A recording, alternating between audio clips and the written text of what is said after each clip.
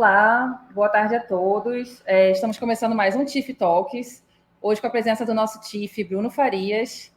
Bom, primeiramente, queria agradecer bastante a equipe da TIFF Group que está dando esse espaço aqui para a gente falar para vocês do LinkedIn e também toda a comunidade da TIFF Group sobre temas muito importantes para empresas, startups que estão acompanhando a gente aqui no LinkedIn. O nosso convidado de hoje é o Bruno Farias e ele vai trazer para a gente alguns insights bem legais sobre como preparar um pitch deck perfeito para atrair mais investidores. O nosso Talks tem esse formato de pílula. Nos últimos Talks nós falamos do LinkedIn, marca pessoal, e hoje vamos trazer esse tema mais focado em startups, até pelo momento que nós estamos atravessando. Então, o Bruno teve a gentileza de aceitar o nosso convite. A TIFF Group também queria agradecer a presença dele. Bruno, vou dar a palavra para você se apresentar, e logo depois você já pode começar a sua apresentação, tá bom? Obrigada. Tá certo. Obrigado, pessoal. Prazer em conhecê-los. Meu nome é Bruno Farias. Trabalho com tecnologia há mais de 10 anos, o que me assusta, porque geralmente a gente falava trabalho com 10 anos, mas não era tantos 10 anos. Dessa vez se formam realmente 10 anos trabalhando com tecnologia. Nesse meu tempo, são 5 anos já empreendendo, trabalhando e fundando uma empresa chamada Neomed. Hoje a Neomed é líder no setor de diagnóstico de cardiologia, com 2 soluções que estão escalando. Já tive, e para estar aqui falando sobre esse assunto, eu já passei por essa cadeira, né? Eu já fiz 2 para 3 rodadas de investimento, diversos acertos e fracassos, para que a gente possa falar um pouquinho. E aí, Lud, queria que você pudesse me ajudar com os slides, por favor. Claro. Eu agradeceria. O pessoal que está assistindo a gente pode acessar esse QR Code, que ele vai encaminhar para a nossa plataforma, e aí após o TIFF Talk, vocês podem contactar o Bruno também pela nossa plataforma do TIFF Group. Então, obrigada a todos. Vou passar a palavra para o Bruno. Exato. Obrigado, então. Então, basicamente, pessoal, como que a gente prepara o pitch deck perfeito? A gente tem que entender algumas coisas. Eu acho que uma das melhores coisas que a gente tem que entender é o nosso lugar, né? E algumas coisas são interessantes, porque as nossas mães são as melhores pessoas para, às vezes, deseducar a gente. E o que eu quero dizer com isso? Tem várias histórias da nossa mãe. Quem daqui nunca passou por aquela situação com a mãe de que na volta a gente compra, né? Ou de que olha o seu primo que está fazendo tal coisa. E existe um terceiro caso que eu acho que a gente pode olhar, que é o próximo slide, que é o seguinte: você não é especial. Eu sinto te dizer isso. E aí o que acontece com isso? Por favor, antes de você tacar uma pedra e falar, não, eu sou especial, é exatamente isso que a gente tem que falar. Por quê? Hoje, se você, com certeza você tem sua startup, com certeza você tem a sua ideia, e para você, essa ideia é a melhor ideia da face da Terra. Para você, essa ideia, com certeza, é a bala de ouro que vai resolver todos os problemas do universo. Só que qual que é o problema disso? É o próximo slide. Você vai competir com 1000 pessoas. E aqui a gente está falando mais de uma track, né, de uma linha, onde você vai levantar dinheiro com um fundo de venture capital ou até com alguns anjos, né? Você vai competir com 1000 pessoas que realmente acreditam que a sua ideia é especial. Então, esse é um dos maiores ensinamentos que a gente pode ter agora sobre uma rodada de investimento. O que eu vejo que a grande dificuldade que as pessoas têm de entender é com quem você está falando. Às vezes a gente se prepara muito para falar com o cliente, a gente se prepara muito para falar com um monte de gente, mas a gente não entende com quem são os investidores do outro lado da cadeira e o que esse cara passa para que eu possa me comunicar com ele da melhor forma. Você com certeza vai ter a melhor ideia, você vai montar aquele padrão e você vai mandar e vai tentar entrar em contato com esse cara de alguma forma e vai fazer o seu pitch. Só que olha só o jogo dele. Eu queria mostrar um pouquinho só do cenário de com quem você está falando.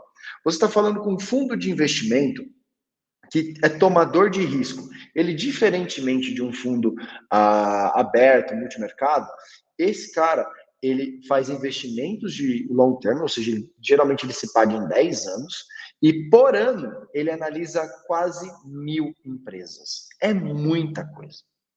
Se você pensar em médias de dias úteis por ano, faz as contas de quantos pitches esse cara escuta por dia. É muita coisa. E desses 1.000 pitches que ele escutou, ele vai escolher 30 oportunidades, mais ou menos, para ele poder evoluir, para ele poder simplesmente ter uma segunda, uma terceira reunião, para entender melhor da sua ideia, para entender melhor do seu mercado. E com isso, ele vai fazer uma apresentação para o seu comitê de investimento de mais ou menos umas 10 empresas e, pasme, para investir em 2 ou 3 empresas. Ou seja, é um jogo de atenção. Essa pessoa com quem você está falando é uma pessoa que você tem que capturar a atenção dela no momento zero e continuar mantendo essa atenção até o fim da jornada do funil, que é praticamente um funil de vendas, pessoal. Então, e aí com isso, o próximo slide exemplifica muito essa matemática do VC. Por que ele precisa ter isso?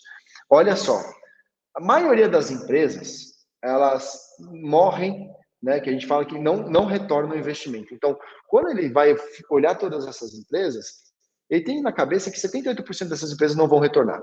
E que menos de 10% dessas empresas, já que a gente está falando de pitch deck para o seu primeiro investimento, vamos falar um pouquinho de Series Seed, né, ou Seed, ou Series A. Menos de 10% das startups que levantaram investimento Seed ou Série A vão conseguir fazer seu Series B. E aí esses dados aqui são da ACE, eu quero dar o crédito a eles, que conseguiram fazer toda essa parte. E olha só esse funil de mais ou menos 1.119 empresas que fizeram um seed nos Estados Unidos, somente 30 chegaram no seu quarto round de investimento. Então a gente tem um cenário, e aí por que ele faz isso, né? E aí tem uma coisa que é interessante, que é que hoje em dia, em média, quando vai se tornar unicórnio, são de quase 8 a 10 anos de tempo. Você tem founders que são pessoas já experimentadas de mercado, enfim, N outras coisas, N outras cláusulas são muito importantes no diagnóstico, mas o que é mais importante a gente ver é essa matemática. E é exatamente isso que a pessoa que vai receber o seu deck, a pessoa que vai receber a sua apresentação, ela vai olhar. Porque ele tem que retornar esse fundo. O dever dele é retornar esse fundo. E aí, como é que a matemática está exemplificada no próximo slide? É o qual funciona mais ou menos dessa forma. Então, imagina aqui que a gente está falando de um fundo de 100 milhões de reais. Esse fundo de 100 milhões de reais é um fundo seed, tá? Um fundo pequeno. Um fundo de 100 milhões hoje, um fundo de 100 milhões de reais é pequeno, porque ele ganha dinheiro de uma forma. Ele faz, basicamente, perdão, uma taxa de administração de 2% do seu asset under management no ano, ou seja, desses 100 milhões de reais por ano, ele vai descer 2% para pagar as contas dele, que é desde CVM, pessoas, etc, etc, etc. E tem uma parte que ele pode ganhar de 20% do que ele retornar em cima de um índice, que é chamado de hurdle. Então, por exemplo, IPCA mais 6, o que retornar disso, IPCA mais 6, eu ganho 20% disso. Mas olha só que interessante, esse fundo de 100 milhões de reais. Ele investiu mais ou menos 5 milhões de reais por startup, por 25% do equity dela. Então, ele tem um portfólio ao todo, nesse período que ele tem para investir, que geralmente são de 10 anos, que ele é um fundo extornativo. E dessas 20 startups, estatisticamente, mais ou menos, uma delas vai ser uma saída boa. Então, uma delas vai ser uma ideia de 1,7 bi, que vai retornar, né? Vamos supor, nesse caso, mais de 1 bilhão de reais, o que é uma baita saída. E para ele vai retornar 340 milhões. Só que ele vai ter outras saídas médias, que ele vai julgar aqui, então vamos falar mais estatisticamente de 4 saídas de 200 milhões de reais, ou seja, 40 milhões de reais por investimento, e todo o resto ele toma de prejuízo, que são aquelas empresas que a gente olhou, que morreram no meio do caminho, que ficaram no meio do caminho. E aí, com isso tudo, ele conseguiu retornar 5 vezes o seu fundo no final do tempo, ou seja, 25% de rendimento num período de 7 anos, nesse caso. O que eu quero deixar muito claro aqui para vocês é a cabeça da pessoa que você está conversando do outro lado. Porque ele está olhando para as melhores oportunidades, das 1.000 oportunidades que ele olha por ano, para conseguir fazer 2 ou 3 investimentos por ano, para conseguir chegar em 25% de taxa de retorno ano a ano. E com isso, quais são os principais aprendizados que você pode ter nessa hora? Pode até passar o slide, por favor? Muito obrigado. Aí entra o que a gente fala do deck, mas eu queria realmente deixar muito claro, eu vou repetir isso de novo, porque sem você entender com quem você está falando, vai ficar muito difícil você conseguir fazer alguma coisa. Você tem que entender essa estrutura, a matemática desse fundo, a matemática desse investidor, porque agora você consegue montar um deck, montar um material que você consiga transmitir algo para ele. E aqui são 5 dicas que eu queria passar para vocês sobre a estrutura de um bom deck. O primeiro é pessoas. O que eu quero dizer com isso?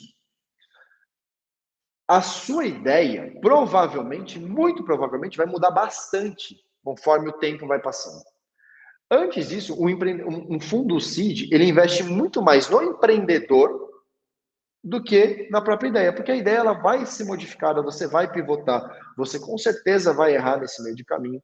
E com isso você vai ter uma ideia melhor, e eles querem apostar nos melhores profissionais, os melhores empreendedores que consigam pegar essa ideia, passar por toda essa jornada que é maçante, que é difícil, que envolve frustração, que envolve mudança, que envolve desapego, que envolve reclassificação, que envolve um monte de coisas para você conseguir retornar para eles o investimento que eles esperam que você retorne.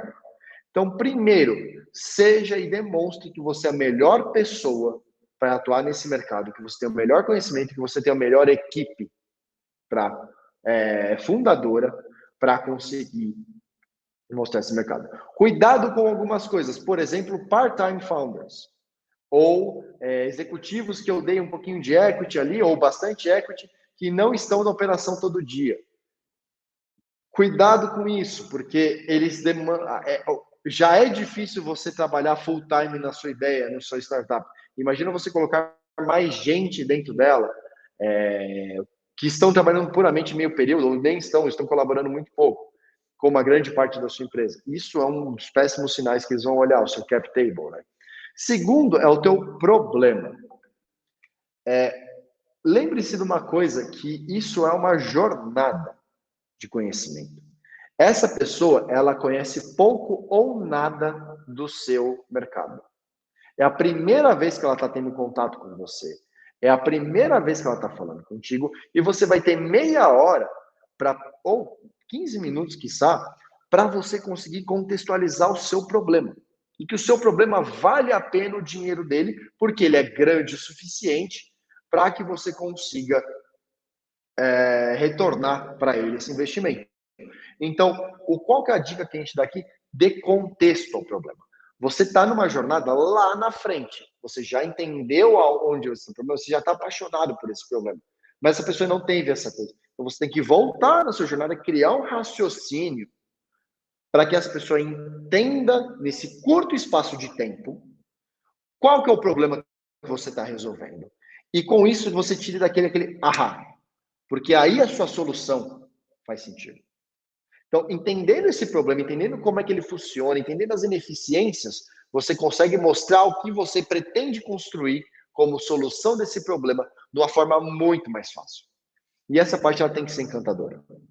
Ou seja, você tem que mostrar que essa ineficiência é tão grande que vale a pena ele colocar o dinheiro dele, que ele poderia estar colocando em outras 999 startups, mas ele está deixando elas passarem para te ouvir, para te dar atenção, para te dar uma chance de você receber o investimento dele. Com isso, ele precisa que a sua solução faça sentido. E aí entra a coisa mais importante. Se você está pensando em captar com um fundo de investimento, esse fundo de investimento ele tem que retornar, de novo, essa palavra eu vou falar 501 vezes aqui, ela tem que retornar 10, 15, 40 vezes o investimento. Por quê? Porque vai ter um monte que vai morrer no meio do caminho. E para ele só faz sentido investir em mercados grandes. Não adianta você vir com uma solução de nicho, por exemplo, vou citar um exemplo, por favor, não estou desmerecendo ninguém, todo mundo que se aventura a empreender é digno do respeito e admiração. Porém, eu tenho uma brigadeiria aqui em São Bernardo do Campo, eu quero montar essa brigadeiria. Não adianta você falar com a Casec, com a Canary, com a Monax, que são fundos de venture capital, porque o máximo que você vai ter é a tua população aqui. Eles precisam que o seu mercado endereçável seja grande. Para isso, existem 3 siglas que você tem que estudar e saber muito bem desse mercado, que é o TAM, o SAM e o SOM. Eu não vou me aprofundar muito aqui sobre o que cada uma delas, mas basicamente o TAM significa Total Addressable Market, ou o teu mercado total. Imagina se você não tivesse nenhuma competição e que o seu serviço atendesse todos os seus potenciais clientes, até os que provavelmente ainda a sua plataforma ou o seu serviço não conseguem atingir. Então, qual que seria o tamanho desse mercado? Qual que seria o SAM? Seria qual a sua solução? Quanto que você consegue capturar dessa parcela? E o SOM dessa parcela que você consegue capturar, se você tivesse, por exemplo, 10 ou 20% desse mercado, qual que seria o tamanho do seu faturamento? E aqui tem uma regra de dedo, que eu acho que é interessante saber, que se o TAM for menor que 5 bi, você já vai ter um grande problema em capturar a atenção dessa pessoa. Porque o mercado tem que ser grande o suficiente para que você, com uma pequena parcela dele capturada, você mesmo assim retorne bastante investimento para ele. E por fim, o que eu vejo muitos empreendedores fazendo, e acho que fazem errado, é que a primeira reunião é muito boa, e acho que já vai receber um term sheet, né, que é a parte de você assinar um contrato, dele investir em você. Mas não, isso é o processo, é um funil. Então, consiga engajar com essa pessoa. Saiba o que você vai construir com essa pessoa no médio prazo. Quais são os próximos passos que você tem dentro da sua empresa? Desculpa, eu me antecipei um pouquinho. Próximos passos nesse caso seriam o que você vai fazer com esse dinheiro. Ele tem que ter certeza, esquece um pouco o que eu falei um pouco atrás, eu me confundi um pouquinho. Esse fundo de investimento, ele tem que ter certeza que você é a melhor pessoa, que você sabe o que você vai fazer. Ou que você tem uma ideia minimamente consistente sobre isso. Então, quais são os seus próximos passos? Uma vez que você conseguir esse investimento, o que você quer fazer com esse investimento? O que você quer atingir de médio e longo prazo? De curto e médio prazo, acho que já é um time frame de 18 a 24 meses. E tudo isso tem que ser baseado em muito storytelling. As pontas não podem ficar soltas. Pode seguir o slide, Luigi, por favor? Outras dicas que são interessantes vocês observarem. O deck, ele é um documento vivo. O que isso quer dizer? Se você receber um feedback de alguém que não está entendendo a sua ideia, você deve rever. Se você tem um feedback X, Y, Z, sempre reveja e sempre melhore esse documento.